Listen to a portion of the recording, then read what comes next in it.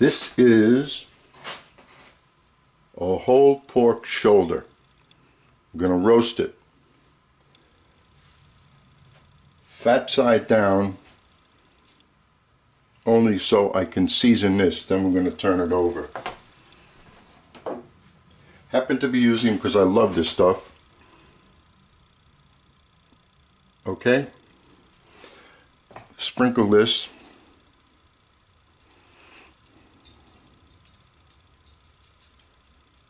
That's a fat piece of meat. Notice I use quite a bit. Now cut into it and put that garlic straight in there. Pork loves garlic. There's the bone, so we don't go there.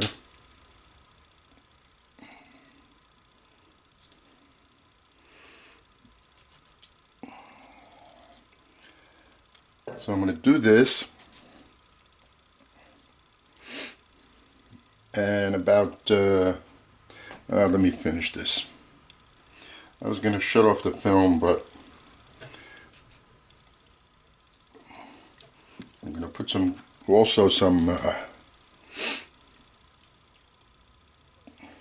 thyme on top of this. I have the mirepoix already cut up, which is very important. If you want more or less garlic, it's up to you. Now, also going to put in here underneath. That takes care of some of that. And now I'm just going to take some thyme,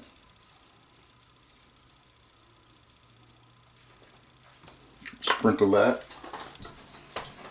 and one more thing, even a little salt, because even though that seasoning has salt in it, you need a little bit more. Okay, so that takes care of that side. Now we're going to turn it over, and we're going to score this, and I'm going to put the same seasoning plus some sugar. Why am I doing that?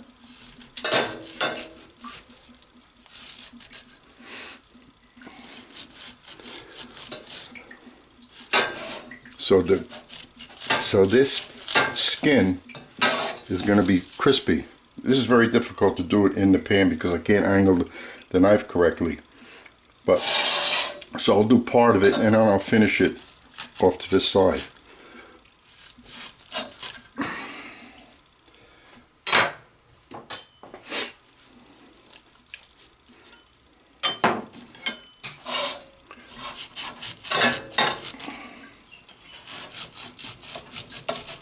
Yeah, squares like that. And then in here, what's going to happen is I'm going to put sugar. I'm going to score this again, don't worry about it, but you score it, put it on a board and score it, make pieces like that.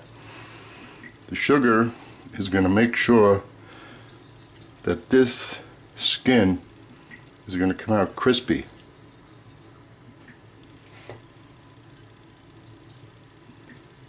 That's fine. And in there, in where it's scored, I'm going to put fresh rosemary. Lay it just like that, because it loves rosemary. It also loves garlic. So we're going to put pieces of garlic in there,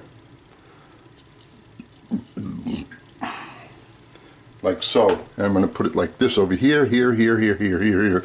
But I'm not going to waste the time on the video. I'll just do it and then I'll start the video up again. So I scored in there, put garlic and rosemary. I'm also going to put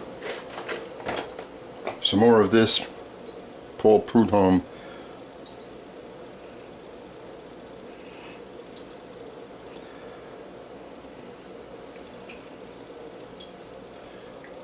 And a little salt. And I'm not giving you the amounts of the mirepoix. Just take a good look at it. Whether it's a little bit more than this or a little bit less, it's still going to work. The only thing I added, because I just happen to have it, are sprigs, parsley sprigs, which usually go in. That's if you have it. And we'll just sprinkle this around.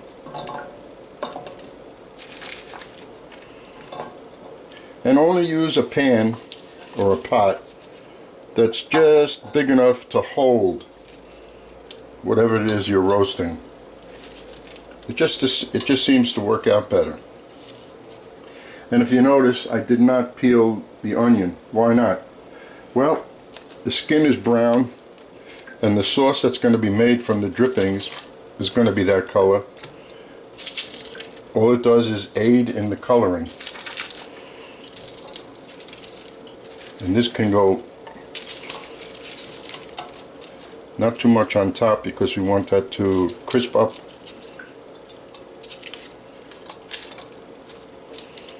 And that is a tight-fitting roast. Now you know it's going to shrink in cooking at least a third, so that's no problem.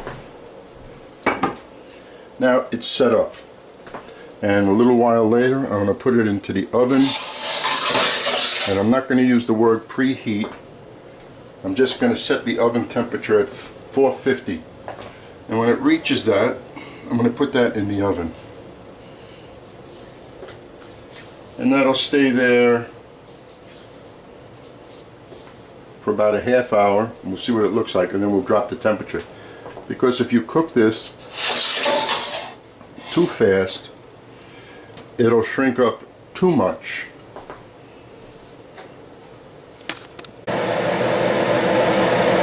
I got 450, the roast is going in the oven. This has been a half hour. I just like the look of it. Looks like. Very nice. Nothing's burning.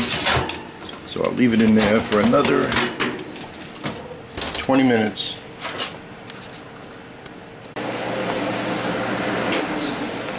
It's been it's been 1 hour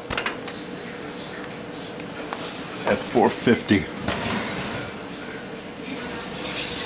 That looks good. Now I'm going to drop it down to 250, 275. It's been another half hour at the 250. What we're going to do now is move it so we can get all the vegetables on the bottom.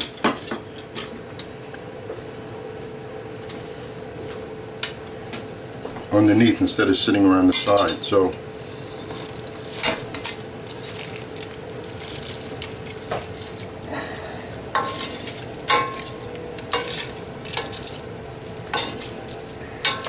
and this is going to make a wonderful sauce later. Now I'm also going to add now a cup of calvados.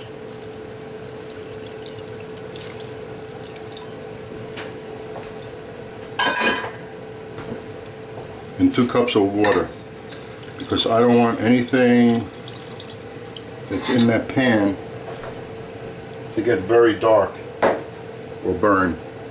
So that's it. Now the remainder of the time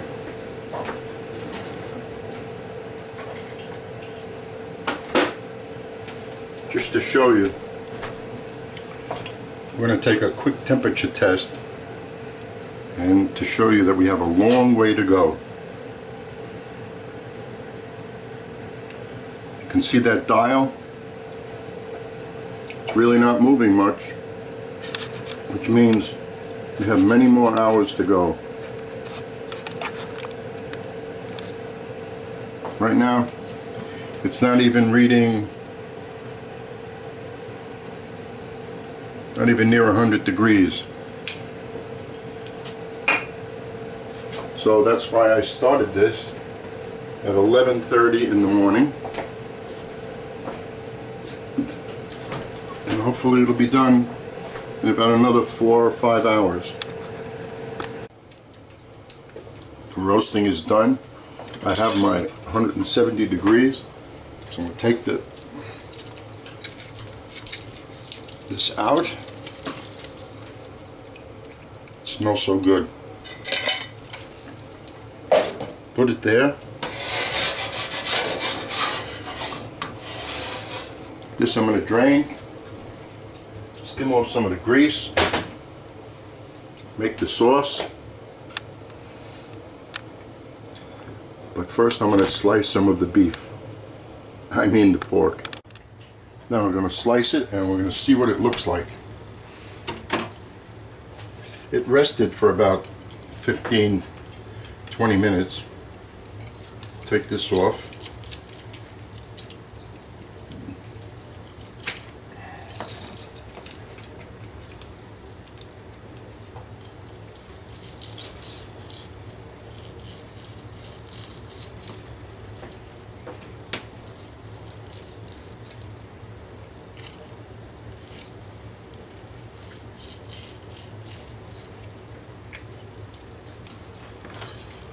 Beautiful white pork.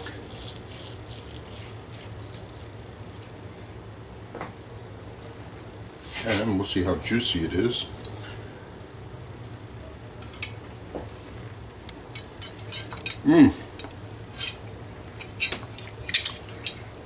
Next thing I'm going to do is make the sauce. Now to make the sauce, which is really important, you take everything here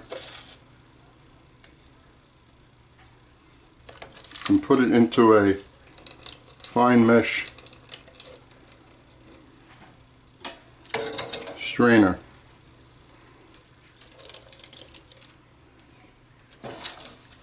And we're going to skim off the grease, the fat, and we're only going to have that nice bit of stock left in there.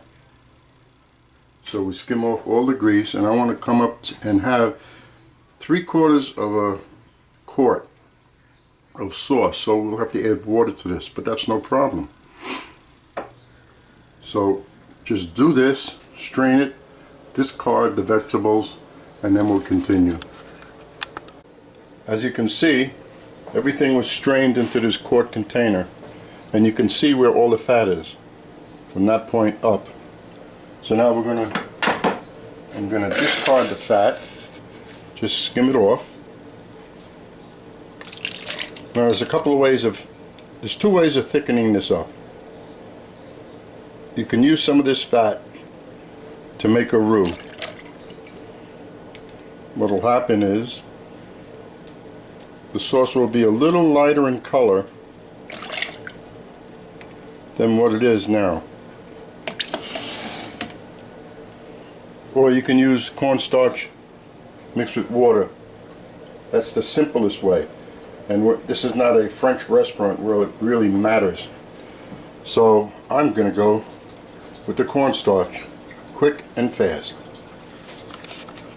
Okay, I said cornstarch and water, but thinking back years ago when they were teaching me how to use this method, why do you want to add water to your stock? So what we're doing is, since we use calvados, I'm going to put calvados with the cornstarch.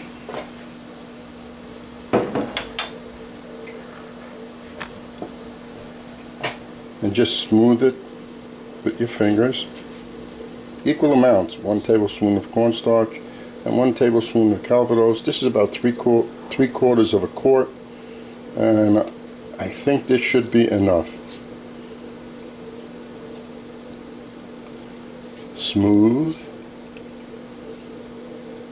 But you know, you can use watering cornstarch. I do that quite often.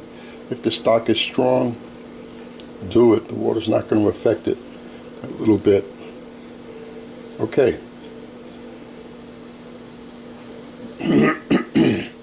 At least this way, excuse me, it keeps the color, that same color. Just drizzle that in. It's turning lighter, but very soon it will just go back to the original color. And rinse that out because why waste it? Now this doesn't have to be thick, as long as it lays on top of the pork. There, look at that. That's fine. That works great. The 3/4 of a quart of stock, that 1 tablespoon of cornstarch did the trick. Because this, if you make this any thicker, when it's on the plate, in 1 minute it'll look hard.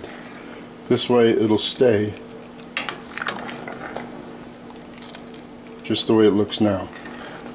Now the last thing you have to do, of course, with any sauce, taste it. The pork had a nice flavor. Now the sauce has a nice flavor.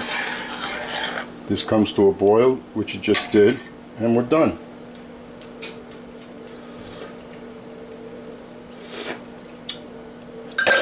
I must say the calvados did the trick. There we go. Shut that off. Pour it